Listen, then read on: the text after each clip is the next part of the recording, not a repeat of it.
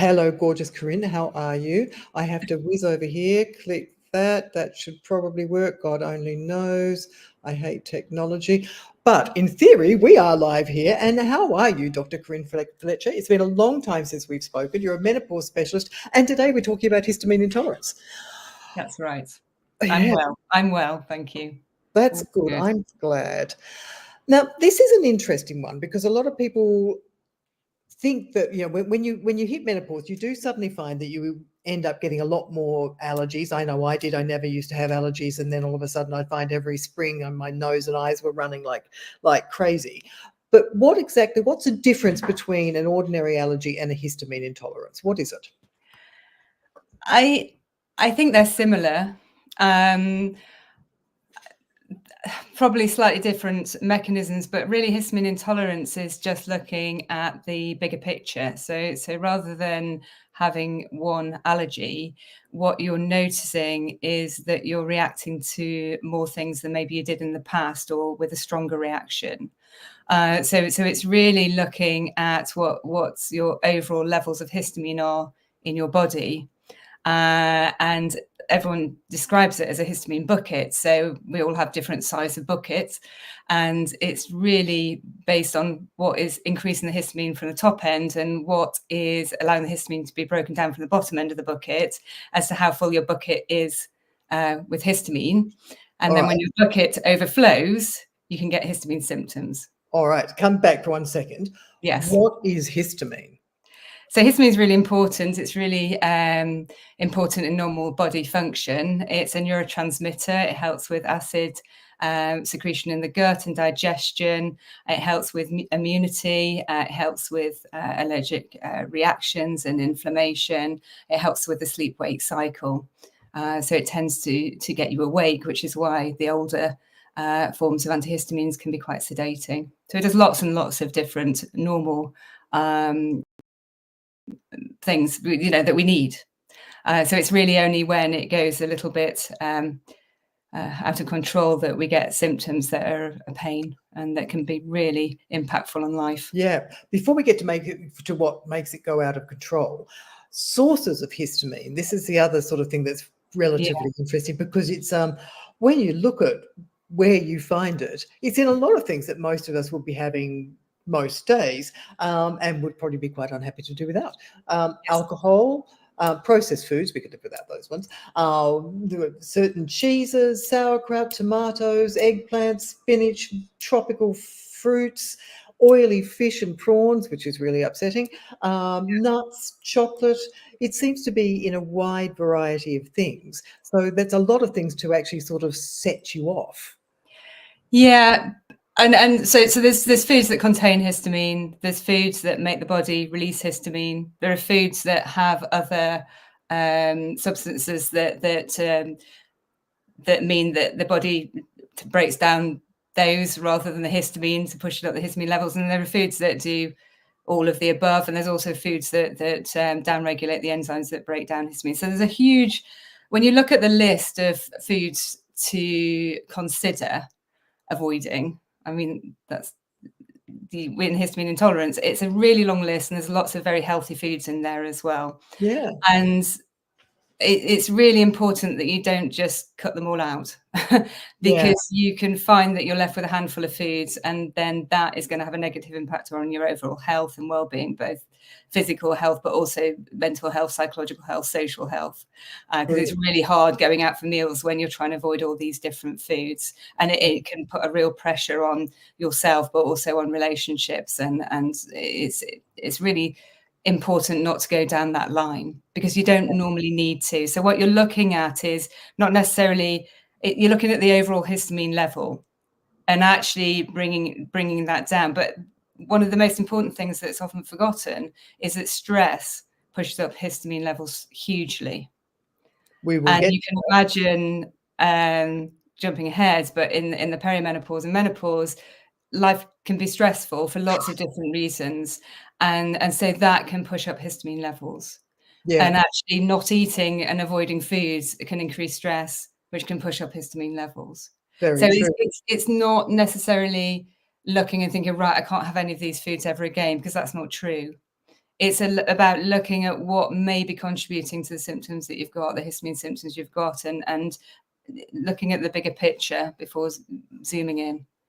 We will get to that, to the management of it. But in terms of symptoms, again, the symptoms, it could be an awful lot of things. So I guess, you know, if you're looking at diarrhea, bloating, nausea, headaches, runny nose, itchy skin, rashes, flushing, low blood pressure, that surprised me, irregular, fast-paced heart rate, painful periods, and then getting to the dangerous end, swelling of lips, throats, and tongues, which would not be a good thing. No. So, I mean, you've got an awful lot of symptoms there. So how do people differentiate whether or not, I mean, some of it could be, you'd often probably be diagnosed with an irritable bowel. You could be just told that it's sort of, you know, some sort of seasonal allergy. How do you know if it is a histamine intolerance? I think it's really difficult. And I think also when you look at the list of histamine intolerant symptoms and compare it to the list of perimenopause symptoms, they are pretty much identical. They're very, very similar. And so it's often really difficult to tease out what's causing what. And I think there's kind of common mechanisms, I imagine, between the two, the perimenopause and histamine intolerance. That's why people get symptoms. But I think you're looking for patterns. So you're looking to see, you know, what's triggering them, what's changed. If you suddenly being sensitive to loads of different things that you never used to be, it's not picking out one thing. If you suddenly start getting a load of different diagnoses, this is the same with the perimenopause, really. If you get to your mid-40s or around that time and you suddenly start getting a load of symptoms and getting a load of diagnoses and having to have a load of investigations, it's worth just, again, zooming out to see if there's maybe something that's leading to these symptoms generally. And that's where histamine intolerance sits, I think, with perimenopause. Yeah. So again, it's just looking at the bigger picture. And then, you know, if we're hitting the perimenopause, then that brings in the role of the hormones as well. So estrogen, progesterone, and cortisol, with the stress that you mentioned there before.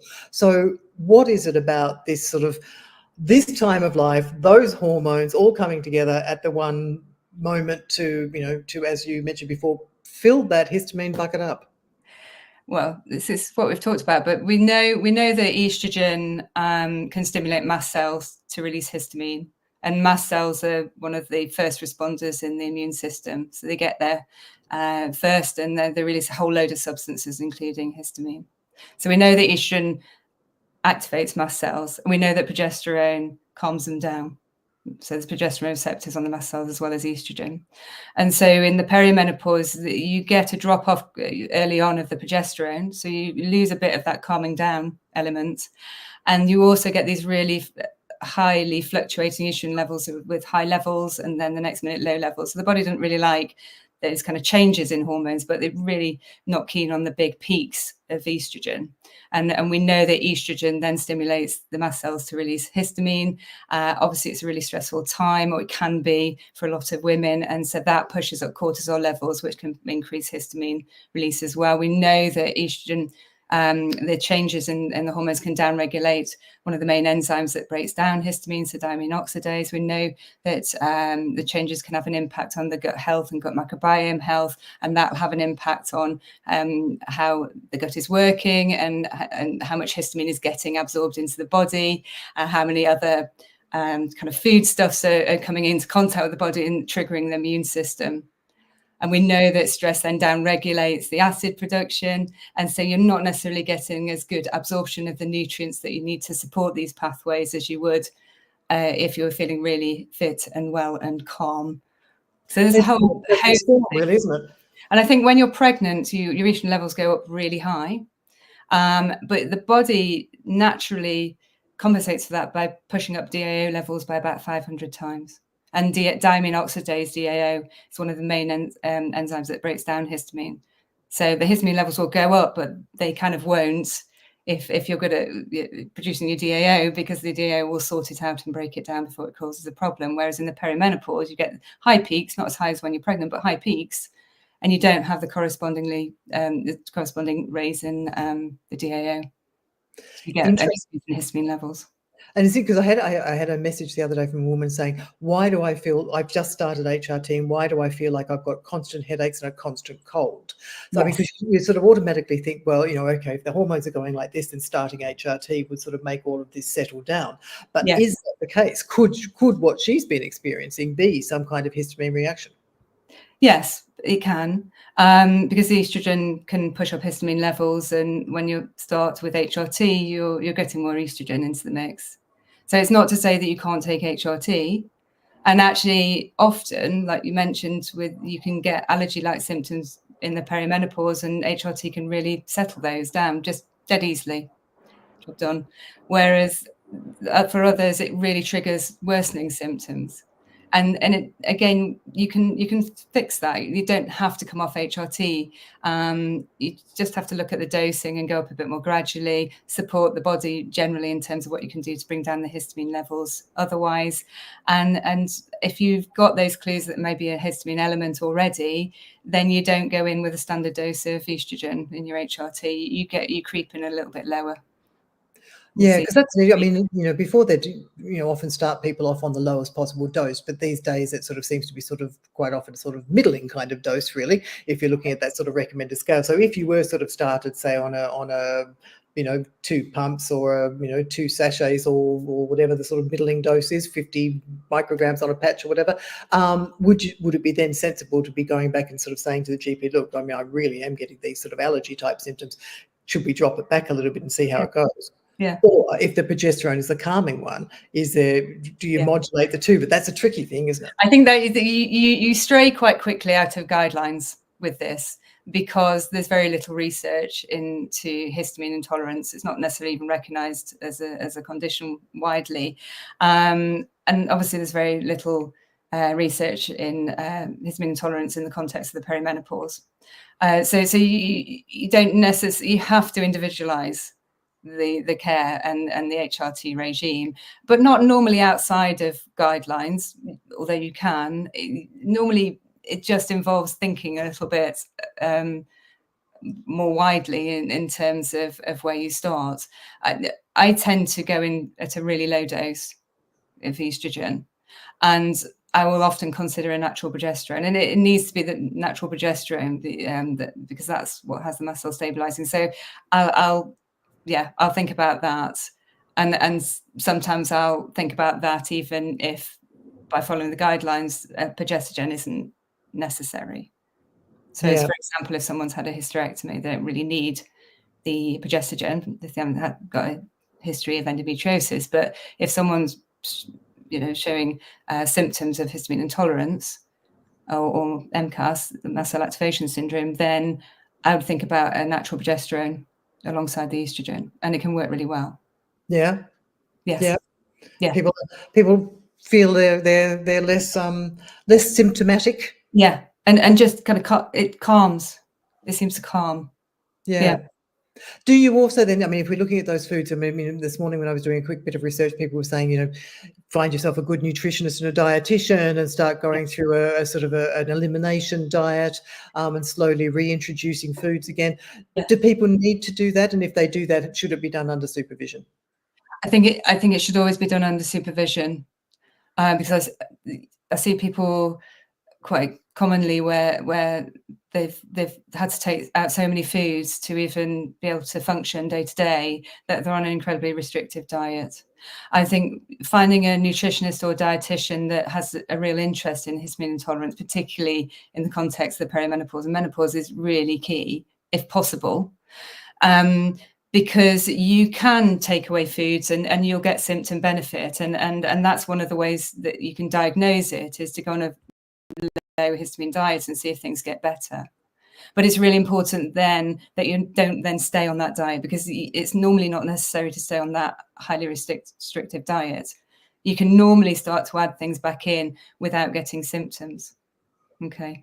And that's really crucial. And also you can find out what alternatives you can eat. You know, if you can't eat, tomatoes, then what else could you eat? Or if you can't eat spinach, then maybe you can eat some other leafy greens. So what you're wanting to do is to really focus on your gut health and your gut microbiome, because that's key. So stress management, gut health, hormones, ideally, loads of niceness so that you sleep well and bring down stress. And so you don't want to be on a really restricted diet because it's not going to be good for your overall health, and it's really not going to be good for your gut health and gut microbiome health. So getting some sort of support, I think, is crucial, but it can be quite tricky to find people who know and understand. And it is true, because I mean, I know with things like with the FODMAP diet and diets like that, some people will go on them and will stay on forever, and it's like, no, that's not the point. That's not the purpose of the FODMAP diet. Working out what for you, then slowly reintroducing things so you can it's really, really important that you don't just restrict yourself, and it's not anyone's fault. It's because you can feel really dreadful with histamine intolerance, really dreadful. And so if you feel slightly better by cutting out a load of histamine foods, then that's better than how you felt.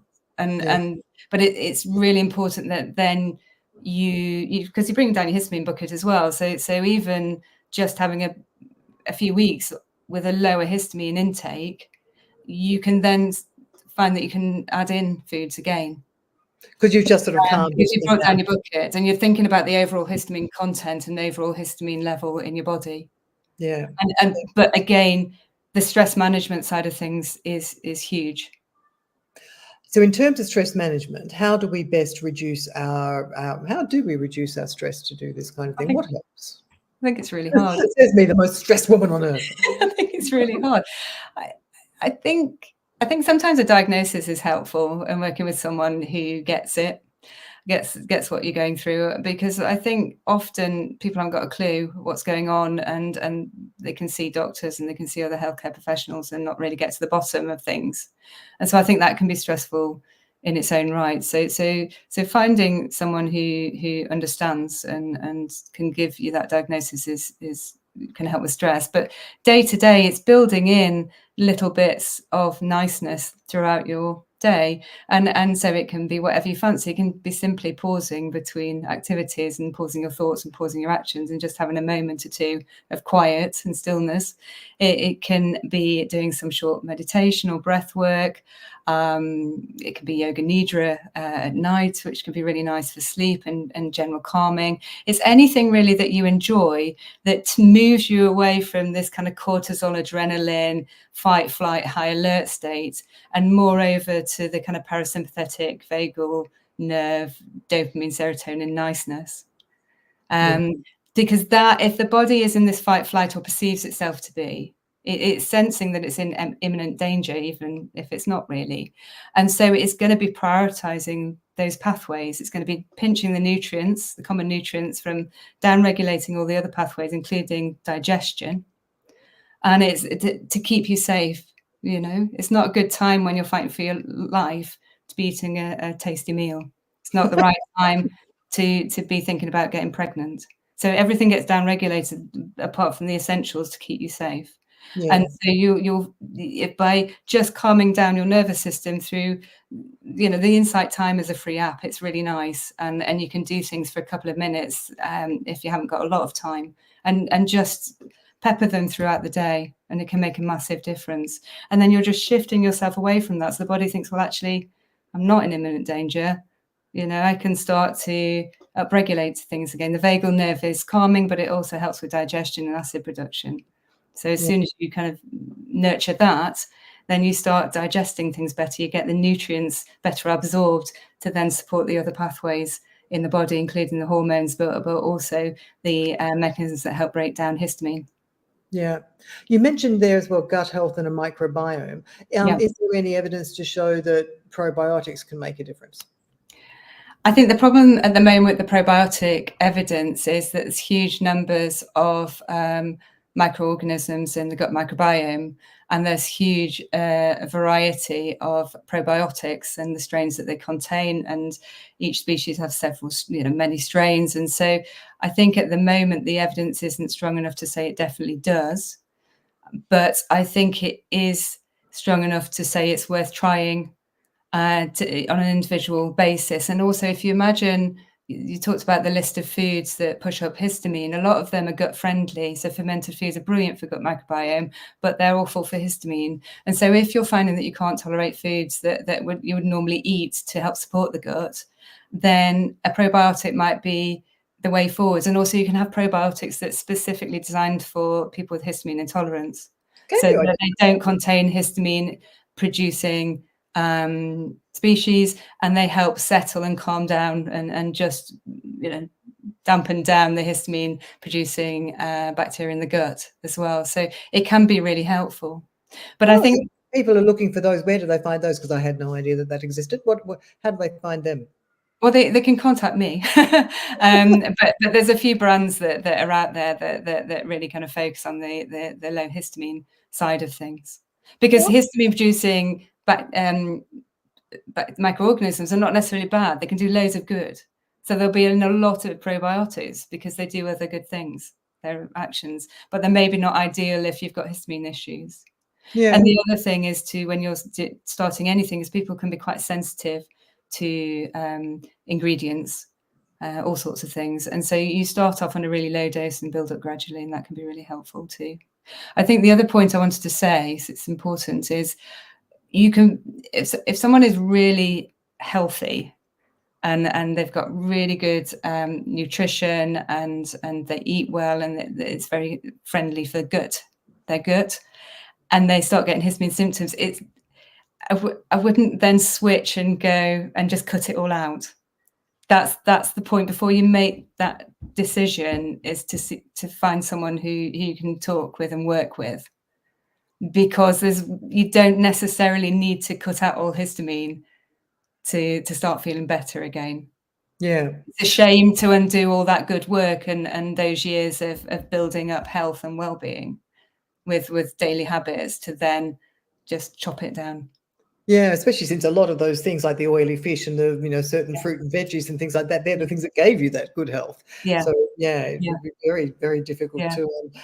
Is this something then in the end that you can sort of get under control and you live with chronically, or is this something that once you've sorted it, you go back to normal later on and you just live like you normally did afterwards, or do we not know? I think usually you can get people feeling an awful lot better, and for some people they just go on, you know, normally again, and then for others it's a case of just modifying things that so it's still quality of life is great, but maybe they don't drink a load of alcohol or don't have a huge amount of fermented foods in their diet, or they know maybe not to combine a whole load of high histamine foods in one go in massive quantities. Yeah. There are medications that you can use to help, but I think if you put in the wellness and the lifestyle pillars, I think you don't necessarily need to be on a whole load of medication going forwards. I mean, sometimes you can, but you don't necessarily need that. So there'll be people who will, you know, struggle, but usually you can work with them and get them feeling an awful lot better, and often significantly better. Yeah, with the medications, I mean, there are some medications that cause it as well, aren't there? There's certain blood pressure tablets, some antibiotics, diuretics. What else was there? There's quite a few were on my list. I can't find. I've got it somewhere as well.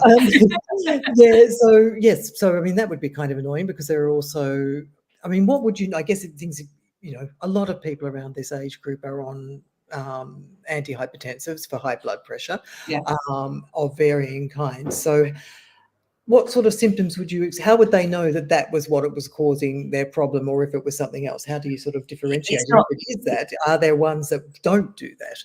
Yeah, I mean, I think everyone reacts differently. And also if they've been fine on that medication and then, for example, the perimenopause kicks in, and they start getting histamine symptoms, then the first step wouldn't be to switch that medication or stop it. You shouldn't do that anyway without talking to the person who prescribed it, but it's the bigger picture that you're looking at, rather than zoning in on one particular thing that's going to be the cause, because it's not going to be the cause. There's going to be a lot of factors that are contributing to the symptoms that you're experiencing. Yeah. So you have to consider it.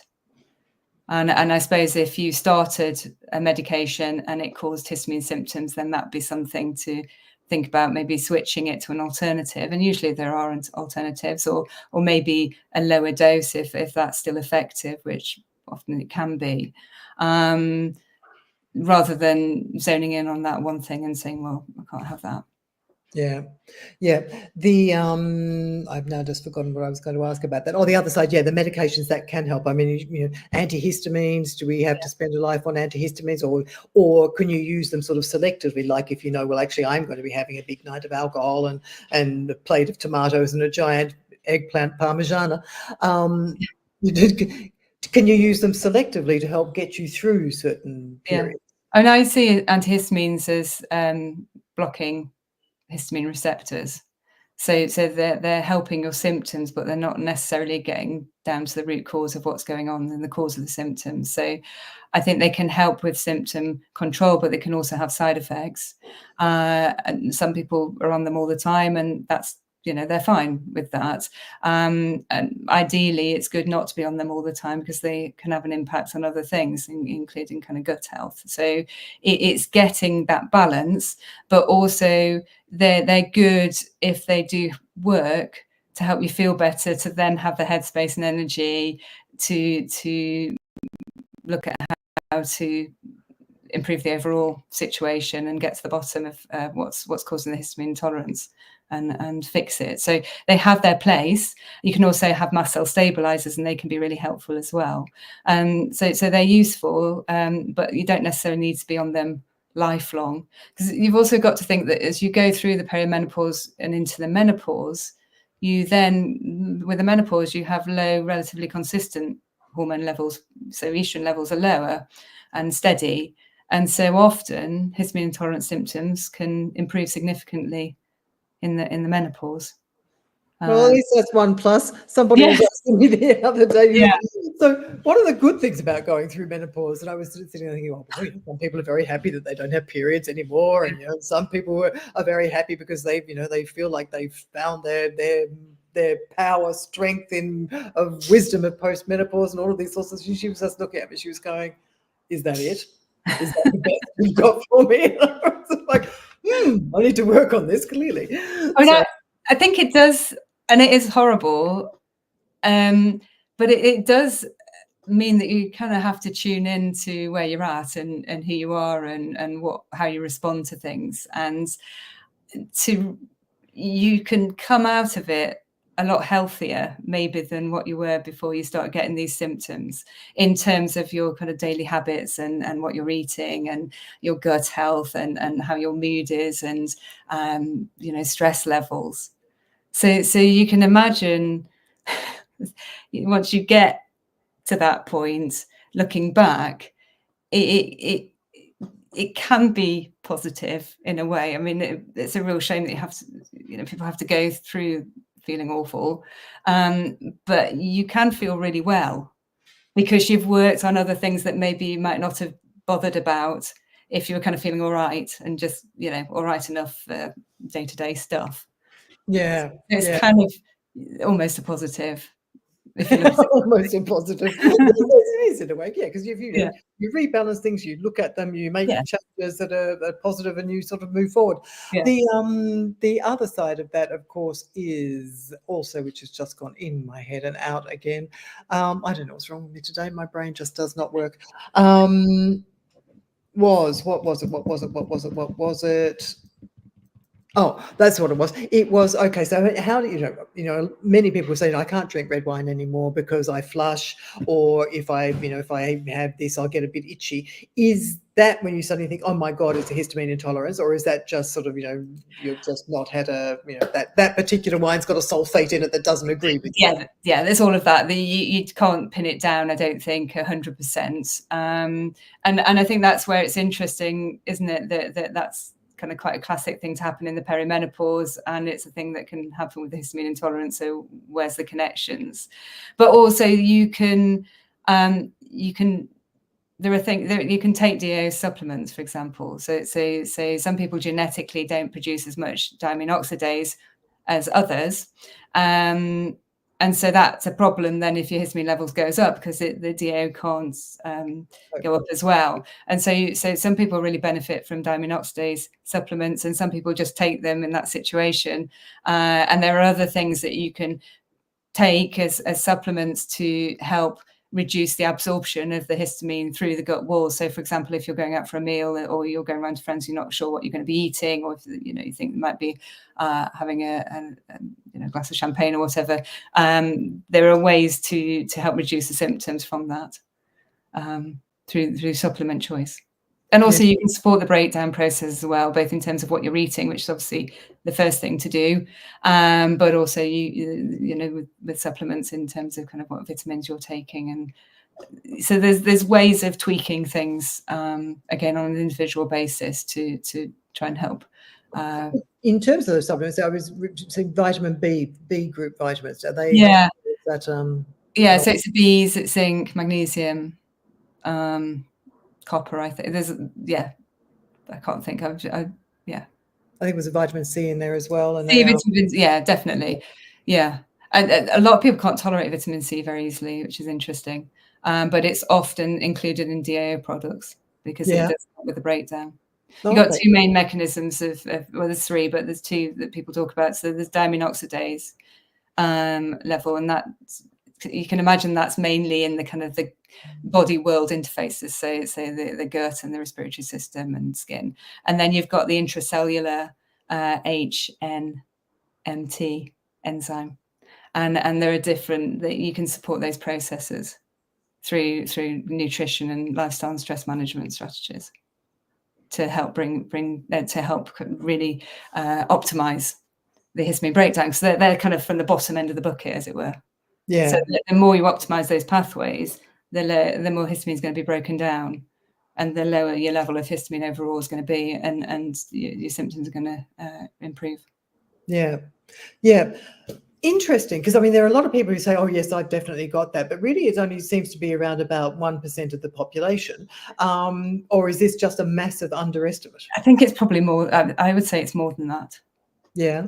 And I think so. I read somewhere just this morning 3 to 5%. I still think that's probably a bit low. And I think everyone can make themselves have histamine symptoms if they really go for it, regardless of the size of the bucket. Yeah.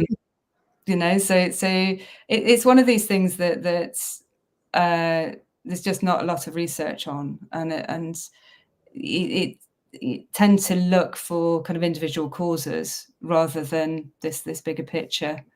So there's just not much information really to draw from. Yeah. And why do you putting on the Menopause Research and Education Fund hat here for a second? If we were looking at research, I mean, why has it not been done? Is it because people don't necessarily recognize that, a bit like leaky gut or whatever it is, this is a kind of new thing and people don't necessarily recognize it, so therefore we're not researching it? Or is it just, because it's new, or is it just because people don't really particularly care about women around menopause and doing any research on it? All three of those, probably. A bit of all of those, isn't it? I think when you look, you see a little bit of research into histamine levels changing in the normal menstrual cycle. So there's a bit of that around, but not a lot. So some people have their asthma getting worse around ovulation, or allergic reactions around that time, or also the other bit is just before their period. So there's a little bit on that. There's very little research on perimenopause and histamine intolerance. So that would be great. Yeah. Because it's so striking how similar the list of symptoms are between the two. Yeah. Why is that? So that'd be wonderful. Yes, it would, wouldn't it? Because it's so common. I see now that I know about it, because I didn't know about it as a GP. Unfortunately, I wish I had known. It's really only starting work in perimenopause and menopause, and particularly seeing people where their symptoms have got worse when they started HRT, but also people with histories where those kind of allergy-like sounding symptoms have really gone off on one around the time of the perimenopause. Maybe clues in the history, but not enough to affect day-to-day life at all, or quality of life at all. Yeah. And then all of a sudden, you know, early 40s, mid 40s, it all just goes kind of bonkers. And why is that? And so that then, you know, made me realize that there's this thing called histamine intolerance. And then that took me on to mast cell activation syndrome, which is a whole different talk, I think. But it's a shame that, you know, it's not considered, because it doesn't have to be dramatic what you do about it. You can be quite gentle with your approach for a lot of people. Yeah. And in terms of, I mean, on the scale of how much people are affected from this, I mean, is it just, you know, would I be like on the light end where, okay, every sort of season, my, you know, pollen season, things are worse than they were before? How bad can it get? What's the spectrum looking like? I mean, it can be life-changing. It can be you can be housebound with it. Wow.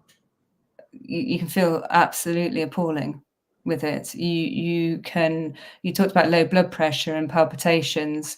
It fits in with MCAS that I've mentioned before. It fits in with POTS sometimes, which is this kind of postural orthostatic tachycardia, positional tachycardia. Positional orthostatic tachycardia syndrome. So basically you stand up and you feel really faint, and that's horrendous, and can be. It can fit in with all sorts of other. So there's a link with hypermobility. Oh, is it? That's interesting. Yeah, there's links there, and I think people are starting to be aware of the links, and the researchers are starting to research them. But that it can be, the symptoms can be, you can imagine it's the same as the perimenopause. You can be just going about normal life, and then it almost seems like overnight you can't do things that you could do very easily. So some people get triggered by exercise, or going from hot to cold, or cold to hot, or smells. So perfumes can trigger histamine intolerant symptoms, or, you know, chemicals. So cleaning the home can be, you know, impossible for some people. Going out where there may be someone just wearing a perfume can, you know, they can't go there. So it can be devastating. Yeah. Yes, actually, I have that with some perfumes. There are times when I've been sitting, it's opium. That brand opium. If somebody, I literally cannot sit next to them. I have to leave the room. Yeah. Yeah, which is weird. It's very weird, and you feel really, really rude. It's sort of like, I'm really sorry that I have to move away from you, but I can't sit next to you with that perfume on. And you feel really nasty about it, but it's sort of like you just can't. Yeah. Yeah. Yeah. So it's important. It's important to make people aware of it, because if you know, as a health professional, that this may be what's going on, then you can pass that information on to your patient or client, and then they can find help, and that can significantly improve. You can significantly improve someone's symptoms. Yeah, yeah. And as you say, not really in the end all that difficult to manage. Just It can be really difficult to manage, because it is trial and error. yeah. So some things you try may make things worse. Oh, great. But not always. And again, that's a spectrum thing, isn't it? You know, the people on the other end of the spectrum where you can just be really gentle and sort it out. Yeah. So what's your message for people if they think that this might be them? I think do a bit of research. There's a lot online. So are there any good places that you direct people towards? Because there's a lot of when we say there's a lot online, there is a lot online, and then there's a lot of rubbish online. Where would you suggest people look? At the moment, I don't have a favorite resource. I think there's some good accounts to follow on Instagram, so I can give you those later. Yeah. I'd like, at some point, I'm going to put something together on my website, but I haven't done that yet. And that will be as evidence-based as it can be, and also, I suppose, experience-based as well, because I've been seeing people with histamine intolerance probably for the last 4 years or so now. I think finding a nutritionist or dietitian who with an interest in histamine intolerance and they normally have that in their bio, so that they're brilliant as resources and also for support. Because basically you need to find someone to give you that support, because if you're feeling really symptomatic, it's exhausting trying to do it yourself, particularly if you're not getting that recognition from other people. Yeah.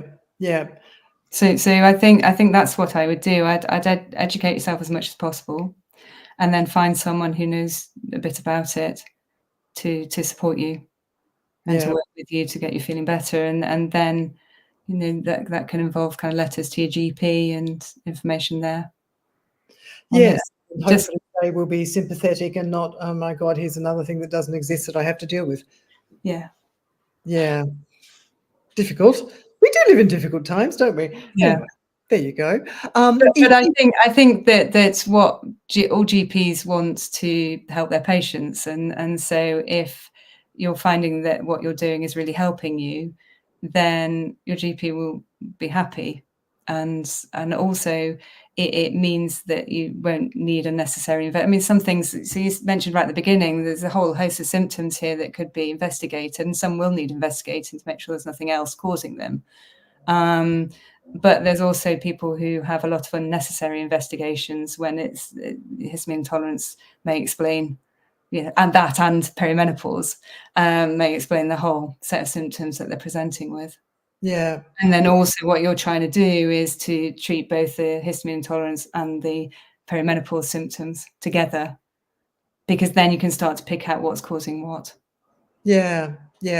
And I guess, there's probably a lot you can do yourself as well to help yourself. As you mentioned before, the stress reduction, maybe finding a good supplement then that just helps with the thing. Try a probiotic. I don't know.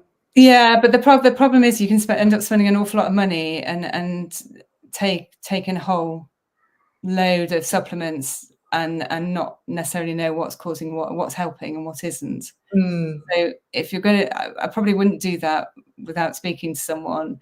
And then if you do that, do one at a time, so you can assess the effect. And a symptom, food, activity diary, and a hormone diary as well is brilliant, because you can start to pick out patterns and trends, and that can give you clues. And then what you can do with that is, when you start something new, you can then document that you've started it and keep documenting your symptoms to see if you're feeling better or worse or no change. And that just helps to build this picture. Yeah. How long does it take for people to sort of see any kind of response when they start, doing the things that you've just mentioned? Is it something that will resolve? They'll see something very quickly, or is it sort of like a 6 months and I still feel like poo? No, I mean, you can start seeing benefits really quickly, but you don't normally kind of get to the point where you feel amazing for some time, because you've got to kind of work out what's going on first, and then you've got to give things time to work, and also you're building up your health in the other ways that we've described, which takes time. But if you think going on a lower histamine diet, you can get noticeable benefits within a few weeks easily. And you could also say, well, antihistamines work, and that they'll work quickly, won't they? So there's clues there, but it's worth kind of following those through to get really well. If you see what I mean? Yeah. So a little bit of patience, but not too much. No. Well, that's good. Yeah. So if people want to find out more about this, where do they find you? So I'm obviously on Instagram, Meno_pause_doctor, spelt out, so DOCTOR. My clinic is online, and it's life-gp.com, and you can book appointments to see me through that. Excellent. Or just send me a DM, or send you a DM, or whatever you want to do, really. Yeah, exactly. Yeah. Yes. Handa ARL over here is saying that thank you for doing this. She's learning a lot as a personal trainer who works exclusively with women aged 35 plus. Yeah. Just one of the, if you mentioned before, people who find their allergy symptoms change during their cycle, is there, like with postnatal depression and perimenopause, we find now that there's a link there, that if you've had postnatal depression, you might find your depressive moods worse when you hit perimenopause.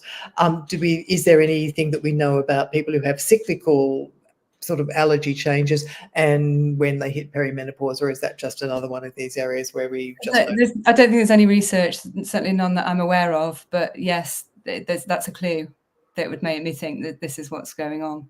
Yeah. It's not just histamine intolerance. That's almost the doorway through to a whole world, including mast cell activation syndrome. So, yeah, there are clues, and that is certainly one of them.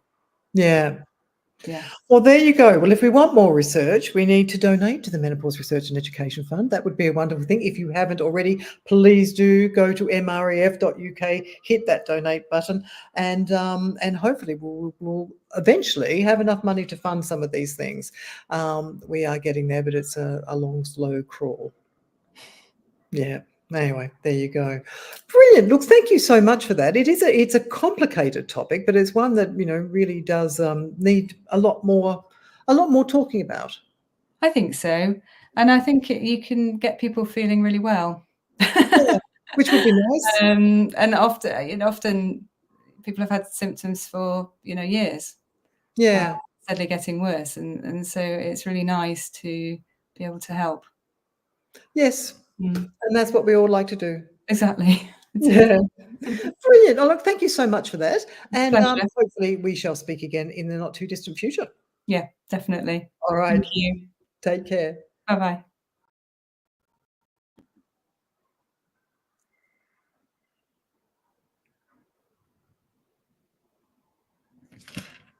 I'm just watching this going around circles while it's ending.